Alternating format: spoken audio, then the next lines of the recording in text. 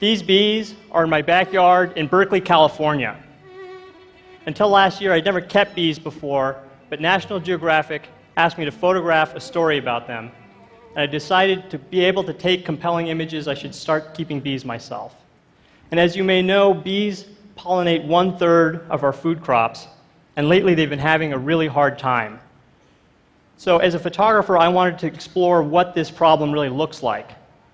So I'm going to show you what I found over the last year. This furry little creature is a fresh young bee halfway emerged from its brood cell. And bees right now are dealing with several different problems, including pesticides, diseases, and habitat loss. But the single greatest threat is a parasitic mite from Asia, Varroa destructor. And this pinhead-sized mite crawls onto young bees and sucks their blood. This eventually destroys a hive because it weakens the immune system of the bees, and it makes them more vulnerable to stress and disease. Now, bees are the most sensitive when they're developing inside their brood cells, and I wanted to know what that process really looks like. So I teamed up with a bee lab at UC Davis and figured out how to raise bees in front of a camera. I'm going to show you the first 21 days of a bee's life condensed into 60 seconds. This is a bee egg as it hatches into a larva. And those newly hatched larvae swim around their cells, feeding on this white goo that nurse bees secrete for them. Then their head and their legs slowly differentiate as they transform into pupae. Here's that same pupation process, and you can actually see the mites running around in the cells. Then the tissue in their body reorganizes, and the pigment slowly develops in their eyes. The last step of the process is their skin shrivels up, and they sprout hair.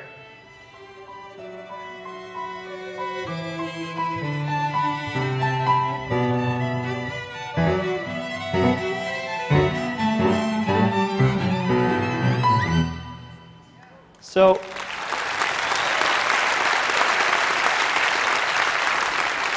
you saw, as you can see halfway through that video, the mites were running around on the baby bees. And the way that beekeepers typically manage these mites is they treat their hives with chemicals. In the long run, that's bad news. So researchers are working on finding alternatives to control these mites. This is one of those alternatives. It's an experimental breeding program at the USDA Bee Lab in Baton Rouge. And this queen and her attendant bees are part of that program. Now, the researchers figured out that some of the bees have a natural ability to fight mites. So they set out to breed a line of mite-resistant bees.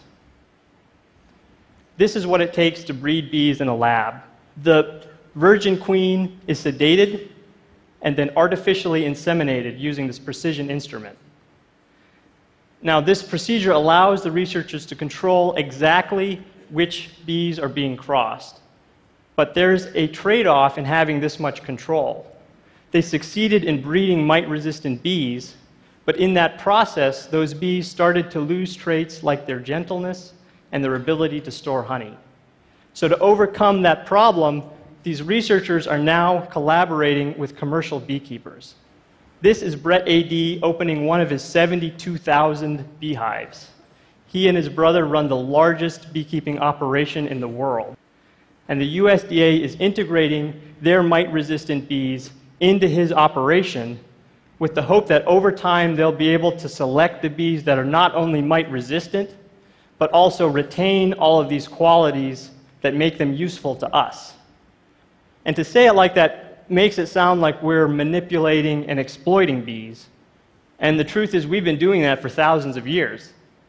We took this wild creature and put it inside of a box, practically domesticating it. And originally that was so that we could harvest their honey. But over time we started losing our native pollinators, our wild pollinators. And there are many places now where those wild pollinators can no longer meet the pollination demands of our agriculture. So these managed bees have become an integral part of our food system. So when people talk about saving bees, my interpretation of that is we need to save our relationship to bees.